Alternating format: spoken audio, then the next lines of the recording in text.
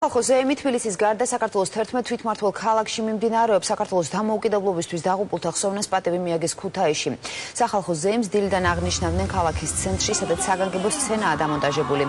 დილიდან ქუთაისში გამოფენილი იყო სამხედრო ტექნიკა, ამ წუთებში კი ისევე როგორც დედაქალაქში ქუთაისელები კონცერტზე არიან შეკრებილი.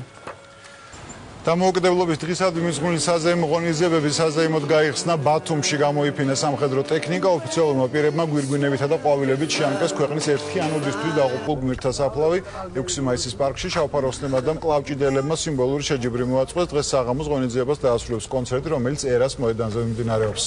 ეროვნულ გმირებს იხსენებდნენ დღეს სამეგრელოში 12 საათიდან დაიწყო სადღესასწაულო ღონისძიებები ზუგდიდში. სცენა მოეწყო ქალაქის შესასვლელში, გამოიფინა სამხედრო ტექნიკა და საბრძოლო იარაღი. დილიდან მიმდინარეობდა კულტურული და გასართობი ღონისძიებები, რომელიც დღის ბოლოს ასევე კონცერტით დასრულდება. კულმინაციას ანუ ფეიერვერკის დაწყებას უახლოვდება სადღესასწაულო ღონისძიებები ფოთში, საპორტო ქალაქში დილიდან ხალხმრავლობა იყო. 26 მაისის აღნიშვნა ადგილობრივი ფოლკლორული ანსამბლის მიერ შესრულებული მრავალჟამიერით დაიწყო. ზეიმი ცენტრალურ პარკსა და არსენალის გამზირზე მთელი დღის განმავლობაში მიმდინარეობდა.